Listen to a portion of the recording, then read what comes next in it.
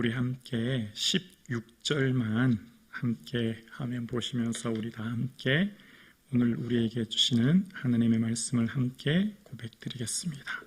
16절이요. 함께요. 시작. 그러므로 우리가 낙심하지 아니하노니 우리의 겉사람은 낡아지나 우리의 속사람은 날로 새로워지도다. 아멘. 우리 옆에 있는 권사님께 인사하겠습니다. 성도님이 계셔서 제가 있습니다. 권사님이 계셔서 제가 있습니다. 아멘. 사랑하는 성북중앙 가족 우리 온 공동체가 사랑의 매는 띠로 하나 되는 그런 은혜가 있기를 주님의 이름으로 축복합니다. 아멘. 뜨거운 햇볕 아래 진흙을 두면 진흙은 더 단단해집니다.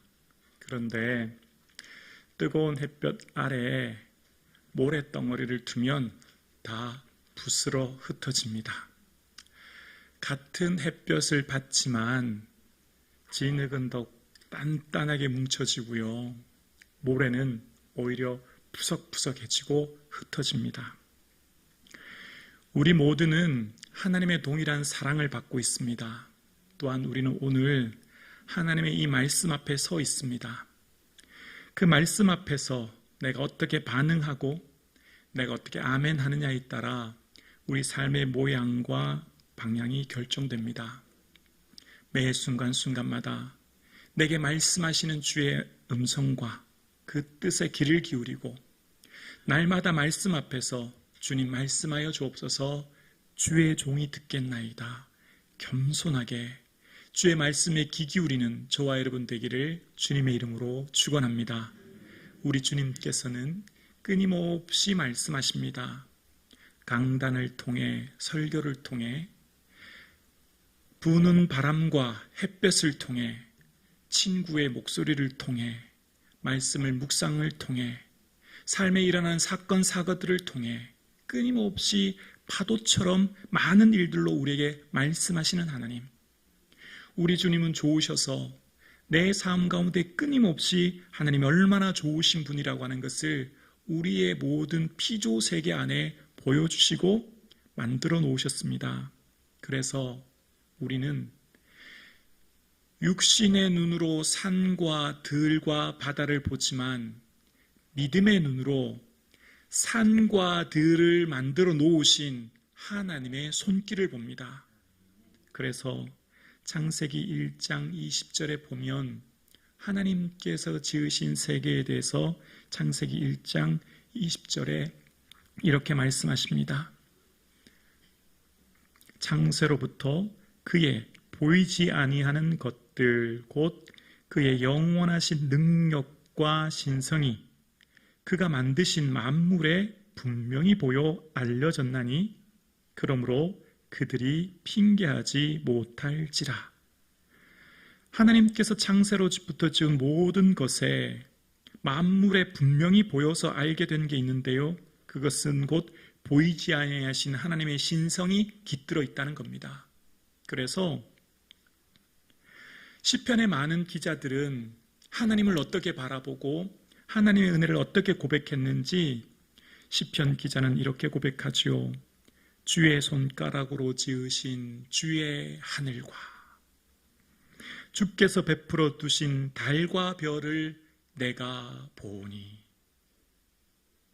하늘과 달과 별은 하나님께서 그 손으로 친히 펼쳐 놓으신 것임을 믿음의 선배들은 보았습니다.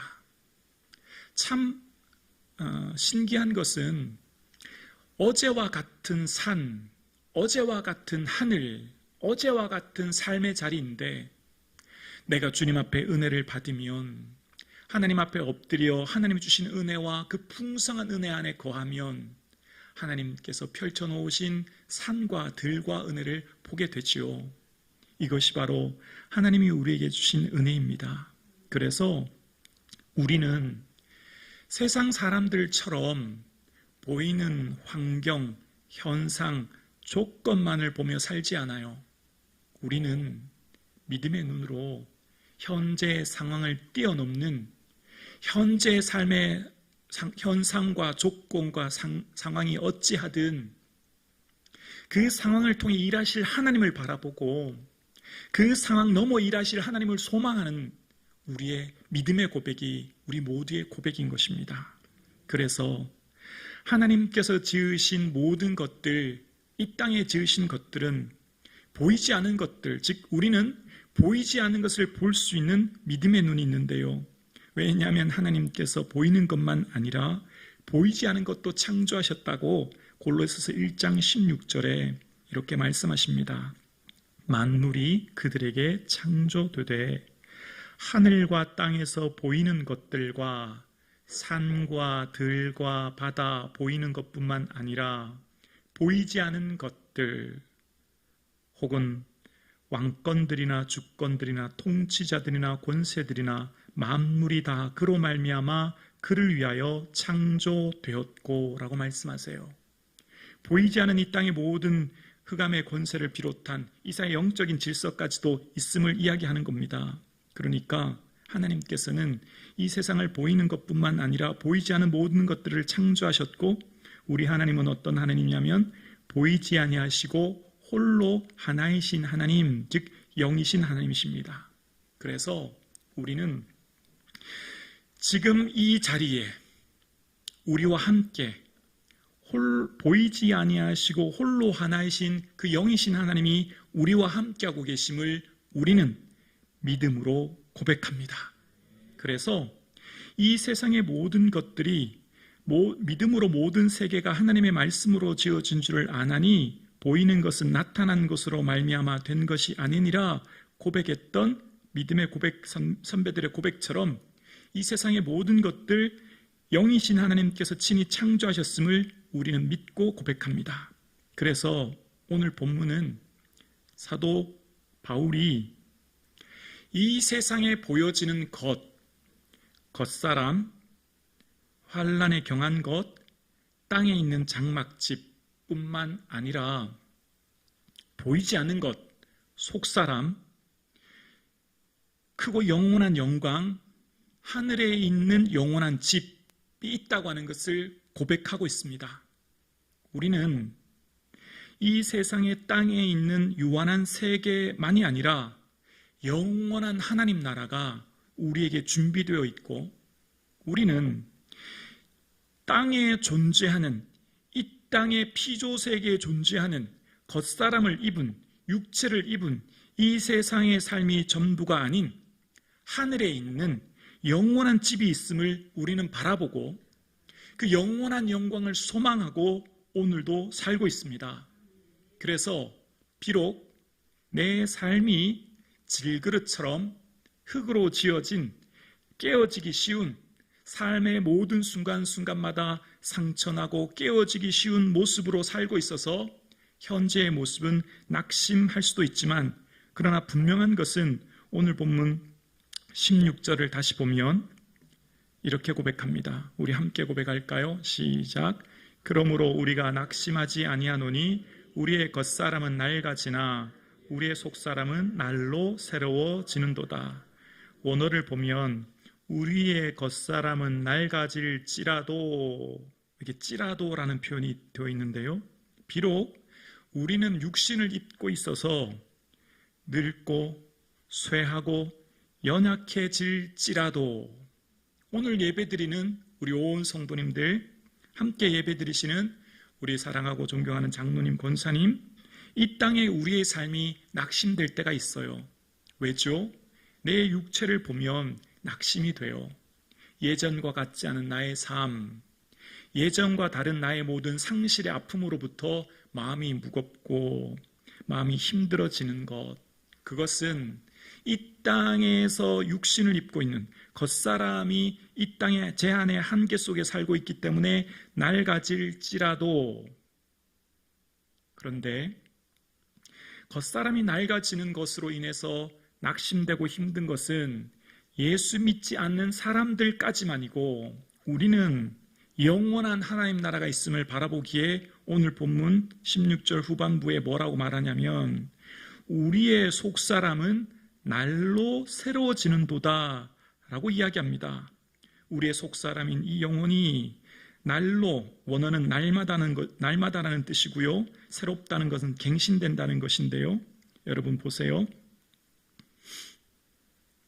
겉사람이 늙는 이유는 이 세상에서 맡겨진 삶의 시간이 점점점 마칠 때가 되었다는 거예요. 그러면 이 세상이 전부이면 슬픔, 고독, 허무 속에 낙심됩니다. 그러나 우리는 보이는 피조세계, 보이는 겉사람, 보이는 것이 전부가 아닌 보이지 않은 영원한 하나님 나라가 있고 우리의 속사람은 그래서 그 나라를 소망합니다. 그래서 내가 이 땅에서 살아가는 인생의 100년이 육신으로는 점점 어떻게 해요? 더 낡아져요. 그래서 낙심할 게 투성이에요. 그런데 우리의 속사람은 이 땅의 육신의 시간이 점점 다하면 뭐가 다가오고 있어요? 하나님 나라가 다가오고 있는 거예요. 하나님 나라가 시작되는 거예요. 영원한 하나님의 집이 우리에게 있는 거예요. 예수 그리스도와 함께 영원한 영광이 시작되는 것이죠. 그래서 우리의 속사람이 날마다 소망 가운데 갱신되고 회복되고 하나님 나라에 가까이 감을 인하여서 기뻐하여 충만한 은혜를 누리게 될 줄로 믿습니다. 이것이 바로 믿음을 가진 성도의 삶의 모습이에요. 그래서 나이 들어감은 인생의 큰 자산입니다. 나이 들어감은 인생의 큰 상급입니다.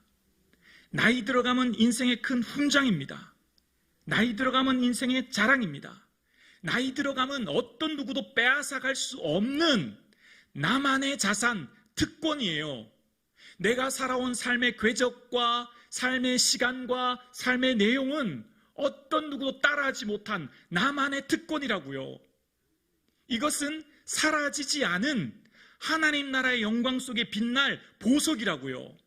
그래서 이것이 큰 자산이 되기 때문에 오히려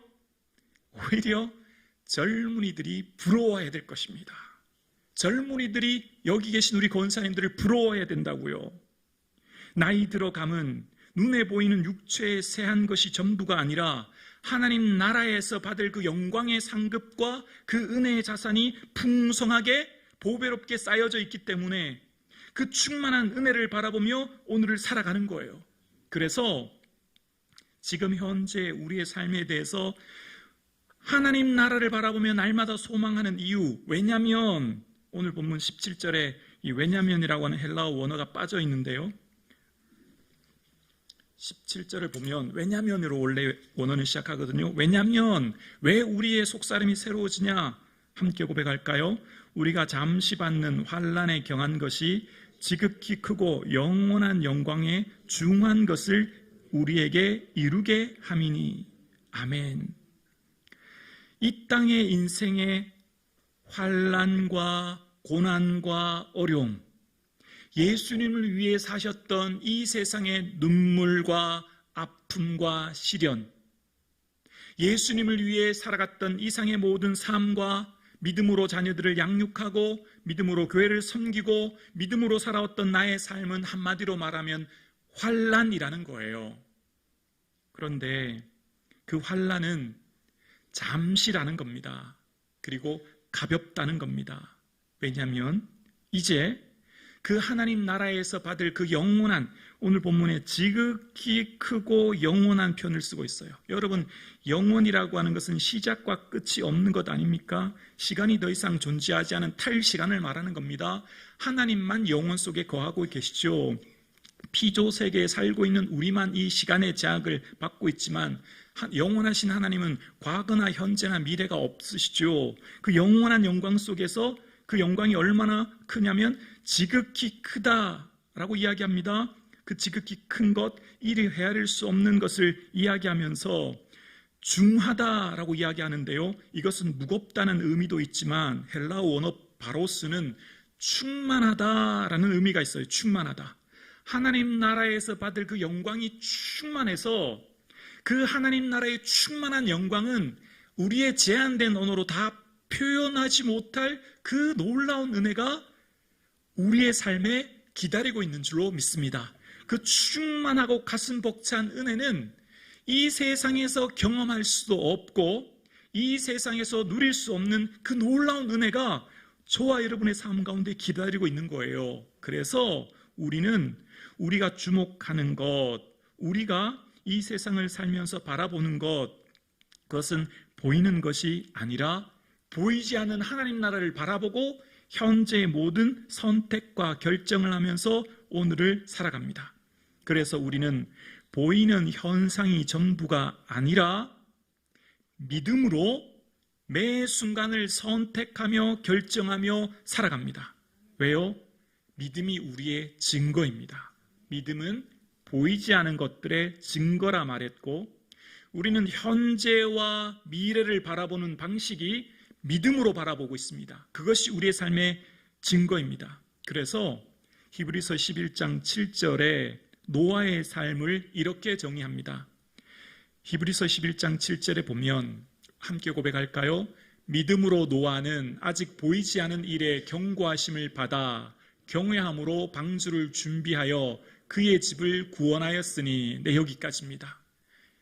노아는 보이는 현상에 갇혀 사는 사람이 아니라 보이지 않은 세계, 즉 하나님이 말씀하셨으니 그 말씀하신 하나님의 말씀은 반드시 이루어질 거라고 하는 것을 어떻게 해요? 믿음으로 바라보고 현재를 순종하며 살았습니다. 그래서 많은 사람들이 술 취하고 장가가고 현재의 삶에 만족하며 놀며 살아가는 그 시대에 노아는 말씀 붙들고 말씀하신 그 하나님 바라보고 보이지 않은 것을 보는 것처럼 경고하심을 받아 방주를 예비하여 그 집을 구원했던 거예요. 이게 바로 믿음의 선배들의 특징입니다. 이처럼 우리는 현재 내 눈에 보이지 않아요. 만져지지 않아요. 현재 내 삶의 모든 일들이 어려움이 있어요. 그러나 주님이 내게 말씀하셨다면, 주님 말씀하신 것이 진리인 것을 우리는 믿는다면, 이 말씀이 생명의 말씀을 믿는다면, 이 말씀이 길인 것을 믿는다면 우리는 그 길을 걸어가는 것입니다. 비록 이 길이 우리의 삶 가운데 세상 사람들이 다 이해하지 못하는 길일지라도, 세상 사람들이 다 납득할 수 없는 길일지라도 우리는 그 길을 걸어가는 거예요. 그래서 현재의 내 삶 가운데 어떤 어려움도, 심지어 절대 권력자 앞에서도 두려워하지 않아요. 히브리서 11장 27절에 보면 모세의 삶을 이렇게 평가합니다. 히브리서 11장 27절 함께요. 믿음으로 애굽을 떠나 왕의 노함을 무서워하지 아니하고 곧 보이지 아니하시는 자를 보는 것 같이 하여 참았으며, 애굽의 절대 권력자 바로 그의 말 한마디면 모세의 생명마저 잃어버릴 수 있는 그 순간이지만, 모세가 당당하게 바로를 찾아가서 내 백성을 사흘 길 예배하게 하옵소서 얘기할 수 있었던 그 이유를 히브리서 기자는 뭐라고 설명하냐면, 왕의 노함을 무서워하지 않은 이유는 보이지 아니하는 자, 곧 하나님을 보는 것 같이 바라보았기 때문이라는 겁니다. 지금 이 세상을 통치하고 주관하는 분은 하나님이신 것을 바라보았기 때문입니다. 파라오의 절대 권력 앞에 굴복하지 않은 것, 왕의 노함 앞에 무릎 꿇지 않은 것은 하나님께서 살아계시고 주관하시고 통치하심을 믿었기 때문입니다. 우리가 이 세상을 살아가면서 삶의 고난과 문제와 어려움 앞에, 삶의 환경 앞에 무릎 꿇지 않는 것은 우리 눈에 현상의 조건과 어려움이 있지만, 그러나 우리 눈에는 보이지 않으신 영이신 하나님이 세상을 통치하고 다스리며 나의 삶을 주관하고 계심을 우리는 믿기에 오늘 우리는 믿음의 걸음을 걸어갑니다. 그래서 우리의 삶 가운데 이 세상에서의 삶의 모습 속에서 잠깐에 있을 이 땅의 인생이 장막이라는 것을 알기에 우리는 그 영원한 집을 바라보며 오늘도 살아갑니다. 그래서 5장 1절에 이렇게 설명합니다. 또다시 왜냐면이라고 하는 접속사가 있는데요. 왜냐면 만일 땅에 있는 우리의 장막집이 무너지면 하나님께서 지으신 집 곧 손으로 지은 것이 아니요 하늘에 있는 영원한 집이 우리에게 있는 줄 아느니라. 아멘. 장막이라고 하는 원어는 스케노스인데요, 천막이라는 겁니다. 영어 성경은 텐트라는 겁니다. 텐트, 아무리 튼튼하고 좋아도 얼마 지나면 낡고 쇠하는 것처럼 사도 바울은 이 세상의 집을 성벽이라고 설명하지 않아요. 수세기가 지나도 변함없이 견디는 성벽이 아니라 장막이라고 비유합니다. 이 세상에 우리의 삶은 천막, 텐트라는 겁니다. 그런데 왜 사도 바울은 이 세상에서의 삶을 텐트라고 비유하고 있습니까? 그것은 영원한 집이 있기 때문이에요. 그는 텐트 메이커였거든요. 그는 텐트 만드는 사람이었거든요. 천막 만드는 사람이었거든요. 사람들이 끊임없이 새로운 천막을 구입하는 것을 보면서 알았거든요. 아, 우리 인생도 이처럼 낡고 새하는 거구나. 그래서 우리에게는 영원한 집이 있어요. 위리겐 몰트만이라고 하는 신학자는 성도의 부활을 이렇게 설명합니다. 우리가 미래의 무덤에서 부활하는 것이 아니라 죽음의 순간 부활할 것을 믿습니다. 죽음 이후에 영생은 죽음에 의해 단절되지 않습니다. 부활은 언제 오는가? 죽음 그 순간, 죽음을 맞이하는 그 순간 우리는 부활하여 하나님 나라의 놀라운 영광을 맞이하게 되어 주님과 나 사이의 관계가 단절되지 않고 영원히 지속되는 것을 말하는 거예요. 설레이지 않습니까? 기대되지 않습니까? 저는 앞서간 우리 권사님들, 먼저 하나님 나라에 계실 권사님들, 그 마지막 순간이 어땠을까를 생각해 보게 돼요. 그 마지막 호흡을 할 때 그 권사님들의 마음이 어땠을까? 여러분 어떠세요? 여러분의 인생의 마지막 호흡을 할 때 가슴 벅찬 설레임과 감격과 은혜가 충만하기를 주의 이름으로 축원합니다. 그 순간은 부활의 순간이요, 그 순간은 영광의 순간이요, 그 순간은 은혜의 순간인 줄 우리는 믿습니다. 더 이상 죽음이 우리를 두렵게 하지 않습니다. 더 이상 죽음 앞에 굴복하지 않아요. 죽음 앞에 허물을 고백하지 않고 소멸을 고백하지 않고 무능을 고백하지 않아요. 그래서 오늘 본문의 4절입니다. 4절에 보면 참으로 이 장막에 있는 우리가, 5장 4절이요.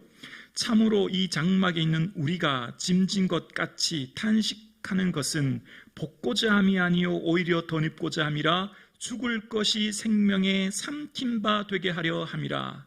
장막에 있는 우리는 탄식한대요. 탄식한다 라고 오늘 본문에 이야기하고 있는데, 이 탄식하다고 하는 것은 미래의 영광을 바라보며 탄식하는 거예요. 예를 들면 이런 거죠. 여기 계신 권사님들, 장로님들께서 살고 있는 집이 너무 오래된 거예요. 물을 틀면 녹물이 나오고 하수구가 막히고 변기가, 물론 그렇진 않지만 말하자면 그렇다는 겁니다. 그런데 그것을 보면 막 탄식이 나오긴 해요. 그런데 이 탄식이 어떤 탄식이냐면, 내가 지금 살고 있는 집이 너무너무 안 좋은데 이미 나는 한 달 뒤에 새롭게 들어갈 집을 계약해 놓았어요. 강남에 있는 60평 아파트를 계약해 놓았기 때문에 지금 내가 살고 있는 집이 뭔 말 하려는지 이해가 되십니까? 아멘이십니까? 변기가 막혀도 괜찮아요. 탄식이 나오지만 괜찮아요. 수도가 녹물이 나와도 괜찮아요. 아멘이십니까? 탄식이 나오지만 한 달 뒤 나는 이사 갔기 때문이에요. 이 세상을 산다고 하는 것은 탄식투성이에요. 이 세상을 산다고 하는 것은 힘들고 어려워요. 그런데 잠깐이면 우리는 영원한 집이 기다리고 있어요. 말로 다 할 수 없는 영광이 기다리고 있어요. 그래서 그 영광을 덧입는데요. 에피엔디오, 위에 덧입는데요. 우리의 삶이 이 세상의 인생의 모든 사건들이 사라지지 않고 그대로 유지되어 하나님 앞에 가는데, 자, 4절 후반부를 보세요. 4절 후반부에 죽을 것이 생명에 삼킨 바 되게 하려 함이라. 자, 이게 어떤 말이냐면, 우리는 죽음의 관문을 통과하여 불멸의 세계로 들어가는 게 아니라, 죽음이라고 하는 그 관문을 통과하여 들어가는 새로운 세계가 아니라 죽음의 권세를 무력화시켜서 죽음이 생명에 삼킨 바 되어 소멸되어 무력화되는 거예요. 우리의 부활의 영광은 얼마나 능력 있고 강한 것이냐면 이 죽음의 권세를 무력화시키는 것입니다. 그래서 생명이 죽음을 삼켜버려요. 마치 음식물을 삼키듯이 삼켜버리는 거예요. 그래서 우리에게 더 이상 죽음의 존재가 우리를 두렵게 하거나 무능하게 하거나 고통스럽게 하지 못하는 것은 우리에게 있는 그 영원한 하나님 나라의 부활의 영광이 기다리고 있는 것입니다. 그래서 우리는 그 하나님 나라를 바라보고 그 하나님 나라를 소망하기에 오늘 현재를 선택하고 결정하며 매 순간을 사는 거예요. 그래서 우리의 삶은요, 성령으로 우리 마음에 보증해 주셔서 그 은혜 가운데 살고 있어요. 왜 사도 바울은 오늘 이처럼 이렇게 긴 설명을 하고 있는지 아세요? 여러분, 원래 성경은 장절 구분이 원래는 없었어요. 이 성경은 초기 사본에는 장절 구별이 없었는데 장의 구분이 언제 생겼냐면 9세기 영국의 캔터베리 대주교 스티븐 랭톤에 의해서 장이 생겼고, 이 뒤에 절은 13세기 구분법이 생겨서 15세기에 비로소 구약과 신약의 절이 생긴 거거든요. 그러니까 원래 의미로는 성경을 쉽게 펼쳐보기 위해 장과 절을 붙여놓은 것이죠. 나눠놓은 거예요. 그러니까 원래 통으로 하나로 되어 있다는 것을 보면 돼요. 그러면서 이 통으로 하나로 된 성경에 왜 사도 바울은 이렇게 장황하게 설명하고 있느냐, 뭘 말하려고 그러면 지금 이렇게 얘기하고 있느냐, 그 결론이 9절에 나와요. 9절에 보면 그런즉 우리는 몸으로 있든지 떠나든지 주를 기쁘시게 하는 자가 되기를 힘쓰노라. 아멘. 있든지는 뭐예요? 이 세상을 살아가든지, 떠나든지는 뭐예요? 죽든지, 이 세상의 장막을 집을 벗어버리고 가든지라는 거예요. 그래서 사도 바울은 차라리라는 표현을 쓸 때 차라리 몸을 떠나 주와 함께 하든지, 차라리 이 세상을 떠나 그리스도와 함께 있는 것이 훨씬 더 좋은 일이라 라고 하면서 차라리 몸을 떠나는 것, 이 세상을 떠나는 것이 훨씬 기쁘고 즐겁고 감사하다는 것을 서신서에 끊임없이 얘기하는 겁니다. 왜죠? 왜 우리는 이 세상에서의 집착을 버리지 못하고 이 세상에서 생명 연장을 위해 살아가는 이 세상에 사도 바울은 반대로 얘기하고 있는 거예요. 차라리 몸을 떠나 주와 함께 하는 것, 차라리 세상을 떠나 그리스도와 함께 있는 것이 훨씬 더 좋다. 빌립보서 1장에 얘기합니다. 왜죠? 영원한 하나님 나라의 영광이 이 땅의 것들과 비교할 수 없음을 그는 보았기 때문입니다. 오늘 함께 예배드리시는 사랑하는 성도님, 우리의 삶은 이 땅에서의 삶의 전부가 아닌 영원한 하나님 나라를 바라보는 그 은혜가 있기를 주의 이름으로 축원합니다. 그래서 우리의 모든 선택의 기준은 주를 기쁘시게 하는 자로 살아가는 것, 어떻게 하면 주를 기쁘시게 할까를 생각하며 선택하며 결정하는 것, 이 말하려고 사도 바울이 이제까지 얘기한 거예요. 이제 남겨진 이 땅에서 삶은 그리스도의 고난을 내 육체에 채우면서 살아가는 이유는 주님의 기쁨 되기 위해, 왜냐하면 우리의 최종 마지막 순간에 10절에 이것이 기다리거든요. 10절입니다. 함께요. 이는 우리가 다 반드시 그리스도의 심판대 앞에 나타나게 되어 각각 선악간에 그 몸으로 행한 것을 따라 받으려 함이라. 아멘. 여기 심판대라고 하는 것은 재판정이라는 의미가 있는데요. 원래 이 베마라고 하는 뜻은 한 걸음의 간격을 말하는 거예요. 이 재판장이 재판하다는 의미가 있는데 재판정이라는 의미가 있고요. 또 이 베마라고 하는 원래 의미, 원어의 뜻은 한 걸음의 간격을 얘기하는 거예요. 그러니까 하나님께서 우리의 인생을 전체를 바라보시면서 이야기하실 때 내 한 걸음, 또 한 걸음, 또 한 걸음을 기억하고 계신 거예요. 보고 계신 거예요. 우리의 삶을, 이 땅에서의 인생의 삶을 한 걸음, 또 한 걸음, 한 걸음이 하나님 앞에 서게 되는 거예요. 우리의 발걸음이 예배의 발걸음으로 하나님을 향한 희생과 헌신의 발걸음으로 살았는지, 우리의 발걸음이 오늘 본문 선악간이라고 하는데요. 선이라고 하는 것은 선하다, 착하다는 의미가 있고요. 여기 악하다고 하는 카로스는요, 가치 없다라는 뜻이에요. 가치 없다. 하나님 보시기에 악은, 원어는 가치 없다라는 거예요. 가치 없다. 어디의 기준으로? 하나님 나라의 기준으로. 내 인생의 발걸음이 가치 없는 것을 향해 걸어갔는지, 가치 있는 진실된 삶을 향해 걸어갔는지를 누가 봐요? 하나님이 결국은 다 보고 우리의 삶대로 판단할 그때가 온다는 거예요. 오늘 우리의 삶의 가치는 뭐가 결정합니까? 말씀이 결정하는 거죠. 말씀의 가치에 의해서 우리 인생이 가치 있는 발걸음을 살았는지, 허무하고 헛된 발걸음을 살았는지, 한 걸음의 발걸음, 한 걸음의 발걸음을 보고 재시는 하나님이에요. 그래서 우리의 삶은요, 하나님 앞에서 구원의 은혜 속에 감사할 것이며 그날의 심판되는 곳 시상대가 될 것입니다. 이 땅에 다름질하고 달렸던 모든 인생이 마지막 받는 시상대, 저와 여러분에게는 놀라운 시상대가 기다리고 있습니다. 잘했다, 착하고 충성된 종아, 칭찬하시고 격려하시고 위로하실 그 영광이 우리를 지금 기다리고 있습니다. 그래서 우리가 낙심하지 않는 겁니다. 그래서 우리가 탄식하지만 그 하나님 나라를 바라보고 소망하는 거예요. 오늘 함께 예배드리시는 저와 여러분의 삶에 이 소망을 품는 한 걸음 한 걸음 되기를 주님의 이름으로 축원합니다.